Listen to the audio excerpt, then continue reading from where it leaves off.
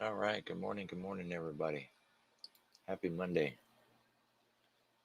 So, that massive rally that we saw Thursday and Friday seems to have slowed down just a little bit.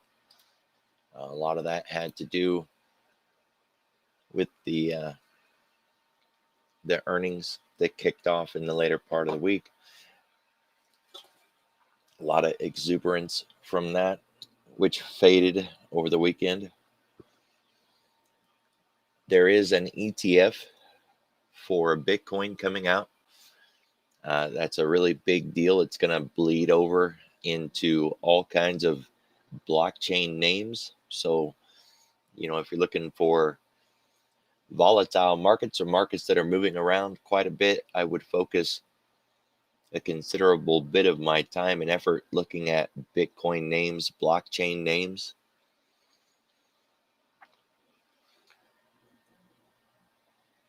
Today, we've got economic events 8:15, 9:15, 10, 10:30, 11:30. The 11:30 stands out for me. That's during our lunchtime. Generally, during lunch, we kind of shrug and say, expect to see much during lunch. It's a consolidation period. Uh, that is not true today. So on a day where we have additional auctions, if we have had a range bound morning, this would be an opportunity for that range to end and for the market to begin trending. If we've been trending all morning, this would be an opportunity to see that trend flip over and run in the other direction. The 8:15, 9:15 numbers, the dollar opens at 8, the bonds open at 8:20. It's right in between that on the housing starts, so I wouldn't be in there trading anyways, but it could rock our market when the news comes out. Same thing on the industrial production. There's this whole power grid issue going on around the world. There's an energy crisis, stems from a lot of different things, but it's in play. Uh, China's having grayouts and blackouts. Europe, and it's getting worse. It's affecting everything around the world, including costs. So when it comes to production costs come from a lot of sources, including its source of energy. So it's going to be interesting to see these numbers. They are delayed, though. They're not immediate numbers. Still, we want to keep our eye on those. We want to watch how the market reacts to these events. We already know the time frames. Now on Mondays, we've got price discovery for all of the weekend. The market has this way of pricing in everything. That's what makes the market always right. Well, when it opens up on Monday morning, it has to price in all of the news that happened over the weekend, and that can take a little bit of time. By 10, maybe 10:15, we should have that market priced in. So just keep your eye on the clock and be looking for these events to kind of turn us back around and go back the other direction.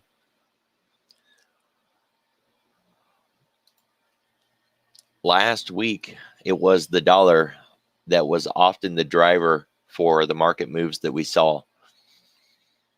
This morning, it's the bonds. Now, notice the dollar and the VIX are moving in the same direction, in the same way, the same capacity. The dollar is often used as like a global VIX, right? When you think about where global money goes when it is uncertain or fearful, it goes to the dollar.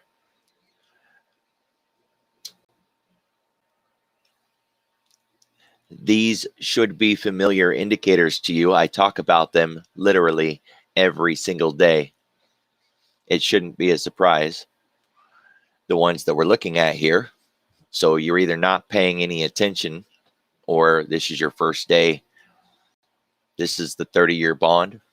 This is the US dollar. This should not be the first time you've heard me talk about these markets. If you don't get this right, you can't even keep track of which bond we're looking at. How are you going to effectively trade? Remember what your job is. Your job is to disseminate information and make a trading decision. How are you going to do that if you can't even get this right? So watch these markets. Learn these markets. What are these? These are the best indicators that you could put on your chart. You want to put these on and you want to watch these throughout the day and let them guide you into your trading decisions. What kind of market are we going to have today? Is it going to be a range-bound market? Is it going to be a trending market? Is it choppy? What's our expectation? Can we hit a 1% move today, a 1.5% move? When we had that blow off 2% move the other day, what were the bonds doing? What was the dollar doing? Obviously, if you're asking me which bonds to look at, you haven't been looking at them.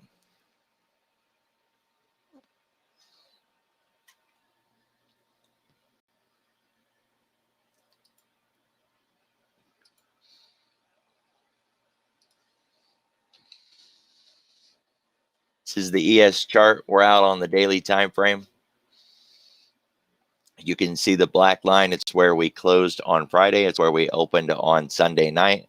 We are a long ways off from that weekly expected move, but we're headed in the general direction. We are above the 50. That's something to keep in mind, right? It's kind of healthy. It's a good step in the right direction. We are against a major level. So, perhaps keeping an eye on that 44.75 area can kind of help out a little bit.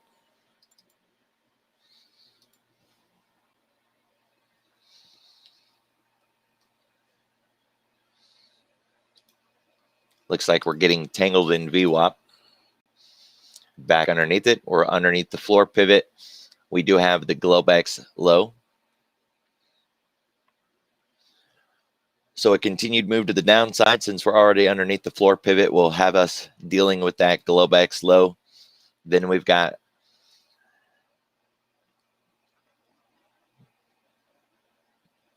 the low of yesterday.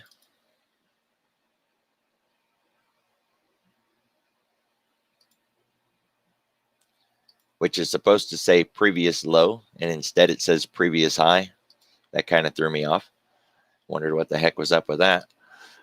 So that previous high is actually previous low, but we'll have that bit point to deal with. Then we will deal with the 1% distance and any other minor pivot off to the side here. We moved through this area very fast.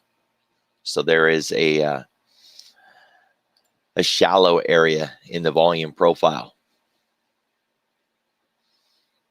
See a shallow area there.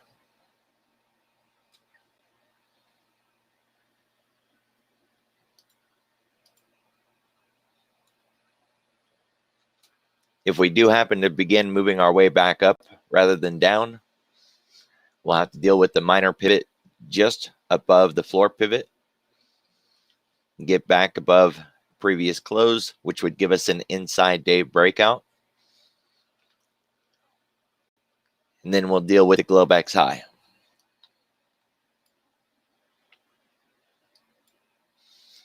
A 0.5% move to the upside would put us around 44.85. Then we'll deal with the 4,500. It would take some pretty good news to get us back up there. Yeah, we'll be looking for that this morning. You should be able to see it stand out clearly in the ticks, the AD, tape speed. You should see it in the monsters of tech. The sectors should all be lit up. If we're going to make that kind of move today, you should see it across the board. But it would also be an inside day breakout. Right now, we're just sitting inside of yesterday's trading range. When we're sitting inside of yesterday's range, I don't really look to participate. If you're finding it hard to trade, don't trade when the market's not offering you anything. Right now, for an example, we've got the low of the Globex and we got this micro double top. If we were just to stay in that range for the rest of the day, very unlikely, you'd probably find it difficult to trade. Now, I'm not saying it's untradeable. Of course, it's tradable. But if you're losing more than you win, try to quit trading the difficult things and look for opportunities that are not so difficult. This is the range that we're dealing with right now, Globex high to Globex low. And when we zoom out and look at where yesterday's low came in, we just add a little bit more to the box, and that becomes the box. If we stay inside of this box, you may find choppy and distorted and difficult price action to trade. You could decide, well, if it's in that box, then I don't really want to participate. Go do something else, maybe trade a different market. Speaking of a different market, you can see that the NASDAQ is responding to the moves in the bonds differently than the ES does. Of course, technology loves low interest rates. They want to borrow money and buy their own stock with it. So they want to do that really cheap, low interest. Whereas the ES has a lot of banks in it and the NASDAQ 100 does not have financial names. The ES has a lot of banks in it. Banks don't like to loan money for free. They want to make money from loaning money. And when interest rates are high, they get to make more money on the loans that they do make.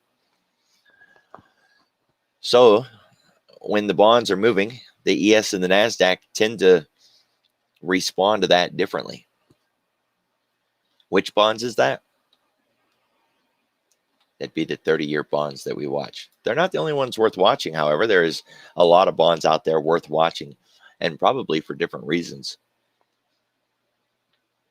NASDAQ is struggling to maintain above that floor pivot. If we do manage to do that, maybe get above the previous close, deal with the Globex high, and that would put us out into a realm where we have to kind of zoom out to the higher time frame to see it. All right, got that monster down day back here right around the roundy. A little more than that. 15,325-ish, right around in there.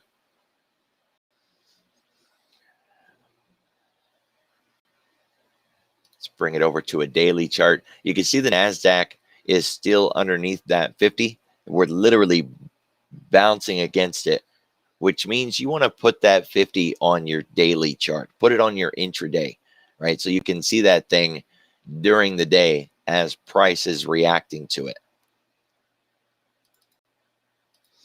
On Thinkorswim, that's a pretty easy thing to do. Just type in the word daily, use daily SMA, set it to the 50, and that will plot that 50-period moving average on your intraday chart. Right there in orange is where mine is. Now, if you're on a broker that doesn't have that, very simple solution. Go out to the daily chart, zoom in where that line is. Maybe your broker offers a bubble like this. That orange bubble right there is that 50-period tag. If your broker doesn't offer that bubble, then just draw a line and get it as close to that 50 as you can. Label your line in whatever way you need to do it, and that line would represent the 50 when you go back into the smaller time frame. Very simple solution, right? If you don't have that indicator. No reason to make things complicated.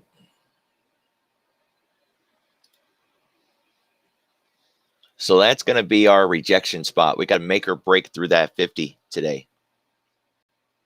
It's going to take a significant amount of power to get us up there. We would be able to see that again in the sectors, in the AD tick. It won't be, a slow grind or a creep to the upside. should be obvious to see we're heading in that direction with some conviction. A move to the downside, taking things in the other direction, would first get us back through the floor pivot, 0.5% down, Globex low, and then into that shallow spot of the volume profile.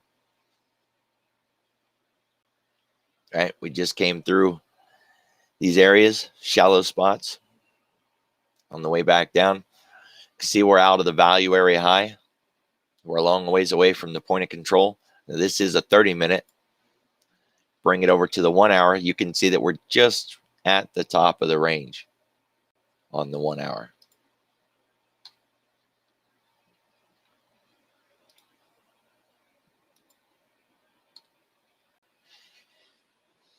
There's this large, shallow area right here to deal with.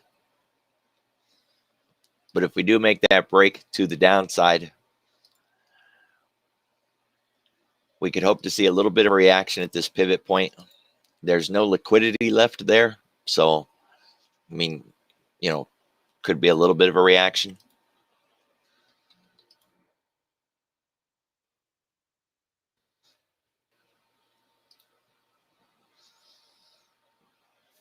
All right, we're looking at the S&P 500. We want to set this to the pre-market change. Use the filter to knock the names down.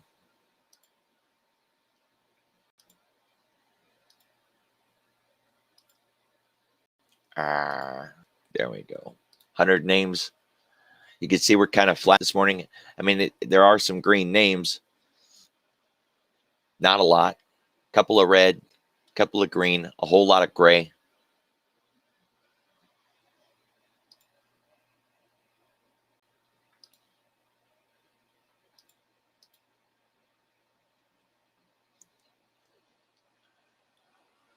See some energy names, communications, banking. That seems to be leading the way this morning.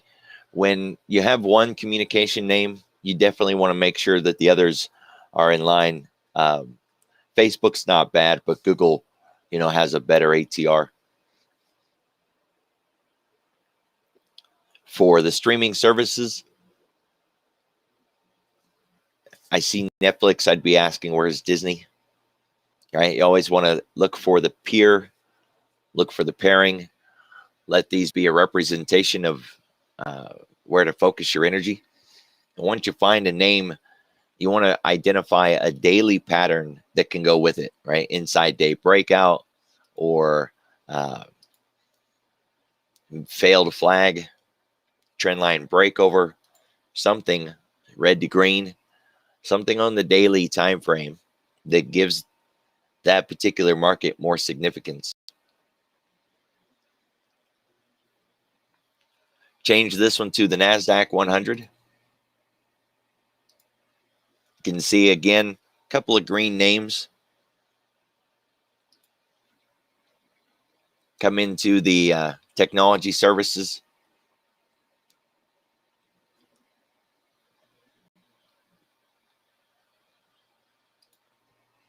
Look at the things that are up in the pre-market this morning. Flip back around to the red for a moment. We do have quite a few names in the red this morning too, right? We'll check those more when we get out to the other screen. A lot of the same names that we were looking at in the S&P.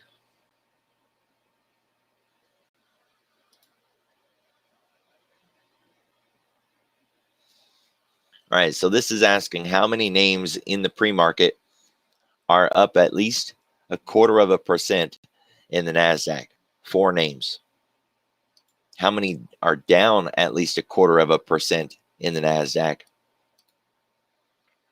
25 names, right? We'll just round up 25 names. So at least 25% of the NASDAQ is down this morning by at least 0.25%. It's not looking too healthy right now. If we're going to see the NASDAQ turn around, we're going to want a lot of these names to turn around. On the names that are down, try to identify if it's a particular sector or industry that is getting hit with earnings. Like 1 or 2 earnings names can drive a whole sector down.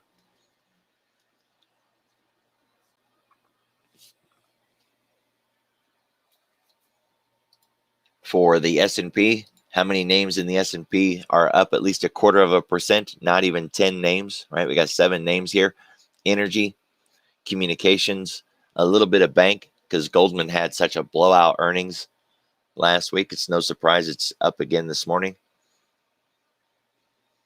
How many names in the S&P are down at least 0.25%? 23. Just round up and say 25 names are down this morning. Walgreens. Wow, a lot of MasterCard, Capital One. So a lot of credit companies are down this morning. Banking names too. USB Bank. Disney's down, even though Netflix is up.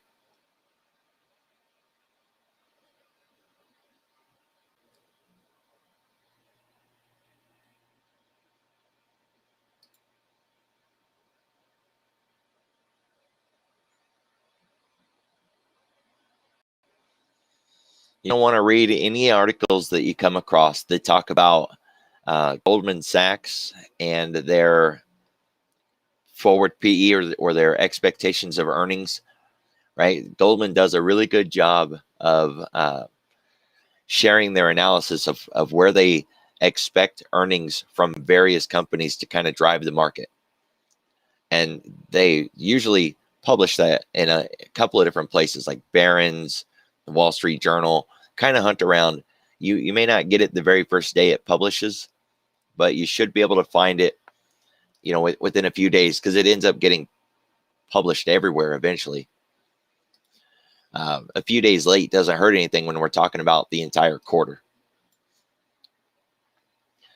So we were talking about crypto at the start of this stream. You can see it's kind of a mixed bag this morning. Some are up, some are down. With that ETF coming on the scene, this should be a significant driver in the market. It's something we really want to keep an eye on. Any news that talks about that ETF that's coming in, right? So you got a couple of different things to focus on. That's what I got this morning, guys. Have a good morning, and I will see you guys at the Bullish Bears when I begin streaming it at 8:30, 9:30.